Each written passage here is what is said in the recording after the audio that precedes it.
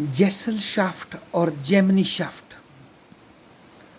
मतलब एक ट्रेडिशनल समाज जो कि रिश्तेदारी पर आधारित था, और जैसल शाफ्ट जो कि एक मॉडर्न समाज जो कि समूहों पर आधारित होता है, जिसमें कि पार्टी, आपके ऑर्गेनाइजेशंस, वर्किंग ऑर्गेनाइजेशंस, क्लब्स, इस तरह की संस्थाएं होती हैं। तो उन दोनों के से सोशल साइंटिस्ट जो है, विशेषकर जर्मनी से जो शुरू हुआ, किसी ट्रेडिशनल और किसी मॉडर्न सोसाइटी का अंडरस्टैंड करते थे। उन्होंने एक कंटिन्यूम बनाया, एक कड़ी बनाई कि एक कोने पर है वो समाज जो कि जेमिनी शाफ्ट है, जहाँ पर कि परिवार, टब्बर, कबीला, रिश्तेदारी उस पर चलता है, पुराना समाज।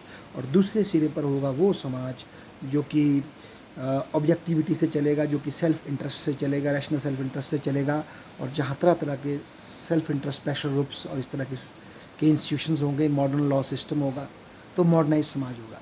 तो इस तरह से हम ट्रेडिशनल और मॉडर्न समाज की अंडरस्टैंडिंग डेवलप करते थे। इसी के बेस पे हमारा पब्लिक एडमिनिस्ट्रेशन भी चलता था। पर इसमें दिक्कत ये थी कि ये हमें जो समाज ट्रांजिशन में था, जो समाज ना तो पूरी तरह से जेमिनी शाफ्ट में है, ना जैसल शाफ्ट है, ना तो पूरी तरह से प्राचीन उसमें रह रहा है, ना ही पूरी तरह से आधुनिक मॉडल पर आ गया है, उस समाज को हम कैसे स्टडी करें। इस कमी को पूरा करने के लिए फ्रेडरिक रिग्स, जो कि अमेरिकन एक विद्वान, पॉलिटिकल साइंटिस्ट, पब्लिक एडमिनिस्ट्रेशन के विद्वान, उन्होंने अपना प्रिज्मेटिक सोसाइटी और साला मॉडल दिया।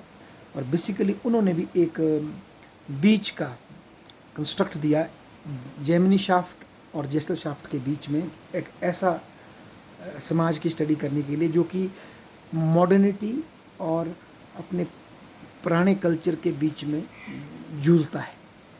उसमें at the same time modernity भी है, और एट द सेम टाइम जो ट्रेडिशनल टाइज़ है, किनशिप रिलेशंस हैं, वो भी लोगों के बिहेवियर को इन्फ्लुएंस करते हैं।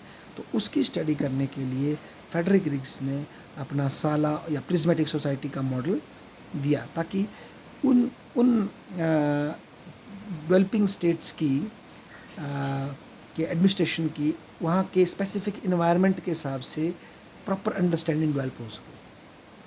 अन्यथा विदाउट भारत के, चाइना के या अफ्रीका के देशों के कॉन्टेक्स्ट को समझे बिना अगर हम यूरोपियन नॉर्म्स पे मॉडर्न एडमिनिस्ट्रेशन वहाँ इम्पोज कर भी देते हैं, तो वो समहाउ उतना इफ़ेक्टिव नहीं हो सकता, क्योंकि वो उस लोकल इन्वायरमेंट के साथ, उसके फैक्टर्स के साथ अटैच नहीं होगा। तो ये चीज़ हमें फ्रेडरिक रिग्स ने दी, कि उन्होंने बताया ऐसे समाज हैं जो कि बीच में ट्रांजिशन कर रहे हैं, जहाँ पर कि जो रिलेशनशिप और किनशिप टाइज भी आदमी की वैल्यू तय करती है, दूसरी तरफ से मॉडर्न नॉर्म्स भी हैं।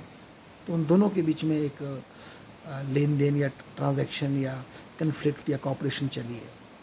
तो इसके ये एस्पेक्ट हमारे मॉडर्न पब्लिक एडमिनिस्ट्रेशन में फ्रेडरिक रिग्स ने हमें दिया, और जो कि आगे चलकर बहुत ही ज़्यादा महत्वपूर्ण साबित होता है। बल्कि वो हमें उस पॉसिबिलिटी के प्रति ओपन करता है कि ज़रूरी नहीं है कि कास्ट या रिलीजन या कोई ऐसा प्राइमोर्डियल स्ट्रक्चर मॉडर्निटी के खिलाफ हो, वो भी मॉडर्नाइज हो सकता है।